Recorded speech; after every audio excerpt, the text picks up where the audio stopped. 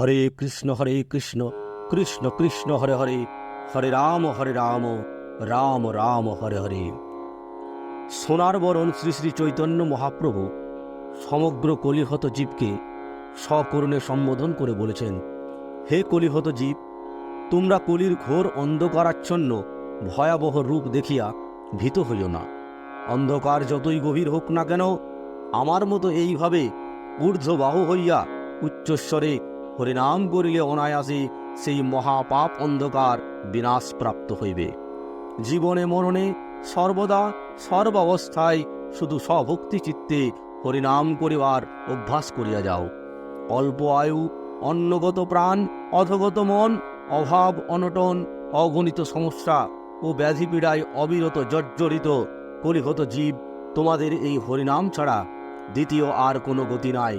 তোমরা সকলে বিশেষভাবে জানিবে, হরের নাম হরের নামৈব কেবলম কলৌ নাস্তেব্য গতিরন্যথা। অর্থাৎ হরিনামই একমাত্র গতি, ইহা ছাড়া এই কলিযুগে অন্য কোনো গতি নাই।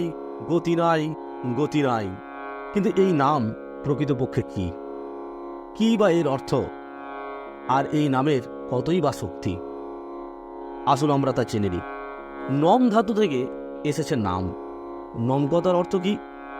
এই নম কথার অর্থ হল নামানো, যা নামিয়ে আনতে সমর্থ তাই নাম। কিন্তু কাকে নামাই? যার নাম তাকে নামাই। শুধু তাই নয়, যে নাম করে তাকেও নামাই।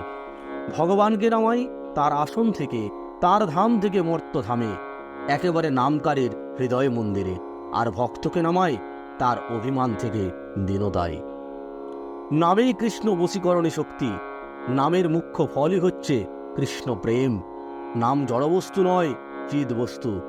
আগুনের দহন করবার শক্তি না জেনেও তাতে হাত দিলে হাত পুড়বে, তেমনি নামের শক্তি না জেনেও অক্ষর উচ্চারণ করলেই ভক্তি জন্মায়।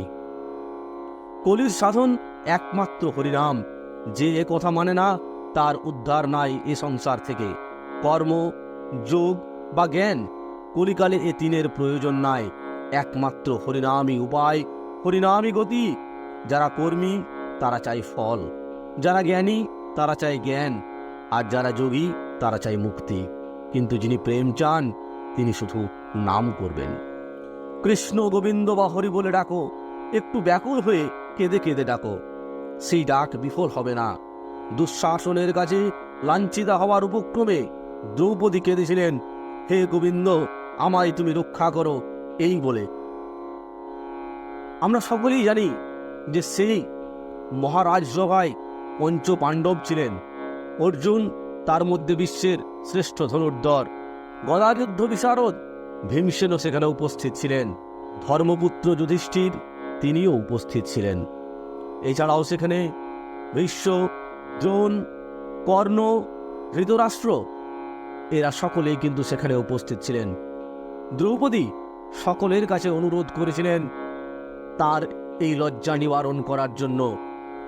কিন্তু যখন সকলেই মৌনব্রত বা মৌন রইলেন, দ্রৌপদীর আর্তনাদে কেউ সাড়া পর্যন্ত দিলেন না, তখন দ্রৌপদী তীব্র আর্তনাদ করে ব্যাকুল হয়ে গোবিন্দকে ডাকলেন, হে গোবিন্দ, আমায় তুমি রক্ষা করো, আমার এই লজ্জা তুমি নিবারণ করো।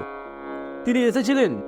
ভক্তের সেই করুণ আর্তনাদ শুনে, ব্যাকুলভাবে ডাকা শুনে তিনি আর স্থির থাকতে পারেননি।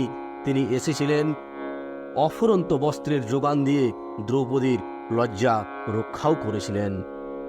তাহলে এই বিশেষ মুহূর্তে আমরা দেখছি সেখানে মহাবীর রথী মহারথী উপস্থিত থাকা সত্ত্বেও দ্রৌপদীর লজ্জা নিবারণ করার জন্য একমাত্র স্বয়ং ভগবান শ্রীকৃষ্ণ এসেছিলেন। কারণ দ্রৌপদী তিনি ভক্ত, তিনি ভগবানের সখী, তাই তিনি ব্যাকুলভাবে ভগবানকে ডাকায় ভগবান আর স্থির থাকতে পারেননি। তিনি এসেছিলেন এবং দ্রৌপদীকে তার লজ্জার হাত থেকে রক্ষা করেছিলেন। এছাড়াও আমরা দেখি ভক্ত হরিদাসকে যখন 22 বাজারে প্রহার করা হয়, তখন হরিদাস কেঁদে কেঁদে শ্রীহরিকে ডেকেছিলেন। সেই ডাকে তিনি এসে হরিদাসকে কোলে করে রেখে প্রহারের হাত থেকে রক্ষা করেছিলেন। কোনো বেত্রাঘাত তার পৃষ্ঠ স্পর্শ করতে পারেনি। এছাড়াও কৃষ্ণ নামের গুণে প্রহ্লাদকেও হত্যা করা যায়নি।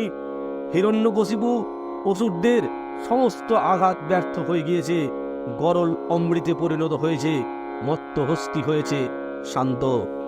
ভগবানের অসংখ্য নাম, তুমিও যে কোনো একটি নাম ধরে ডাকো, তিনি অবশ্যই আসবেন।